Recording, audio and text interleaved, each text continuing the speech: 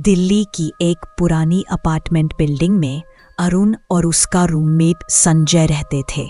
जब भी कोई मेहमान उनके घर आता तो अक्सर एक अजीब सी गंध की शिकायत करता, पुरानी दवा जैसी, अस्पताल जैसी। दोनों हमेशा इस पर हंसते और बिल्डिंग की उम्र पर दोष मढ़ देते। अरुण छोटा कमरा किराए पर लेता था, जबकि संजय के पास बड़ा कमरा था क्योंकि वह पहले से वहां रह रहा था। दोनों की आदतें बिल्कुल अलग थी, पर फिर भी अच्छे दोस्त बन गए थे। रात में अक्सर मिलकर खाना बनाते और गेम खेलते। हर मंगलवार सुबह 7 बजे नीचे पार्किंग में कूड़ा उठाने वाली गाड़ियां आती।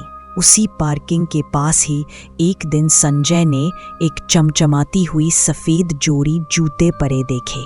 अरे अरुण, देख तो, संजय ने उत्साहित होकर कहा। अरुण खिड़की से झांक कर बोला, जूते? वो तो बिल्कुल नए लग रहे हैं। संजय नीचे भागा और जूते उठाकर ले आया।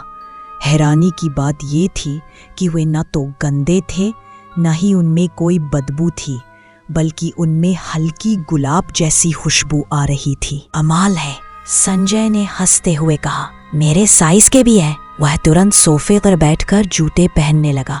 जैसे ही उसने दोनों जूते पहने, वह गायब हो गया। अरुण की आंखें फटी रह गईं। कुछ सेकंड पहले तक संजय उसके सामने था और अब कुर्सी खाली थी। डर और हैरानी में अरुण दीवार से चिपक गया। लगभग 1 मिनट बाद अचानक संजय वापस उसी जगह प्रकट हो गया, हांफते हुए। ये क्या था? अरुण चिल्लाया। संजय की आंखों में डर और उत्साह दोनों थे। वह बोला, मैं जंगल में था। बहुत उमस थी, चारों तरफ पेड़ और बारिश की बूंदें, सब असली था। अरुण अविश्वास में डूबा रहा, लेकिन जल्द ही उसने भी जूते पहनकर देखा और अचानक वह भी गायब हो गया।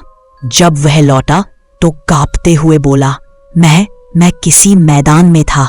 दूर हाईवे दिख रहा था, गाड़ियां गुजर रही थी। यहीं से उनकी अजीब यात्रा शुरू हुई। जूतों ने उन्हें हर बार अलग अलग जगह पहुंचा दिया।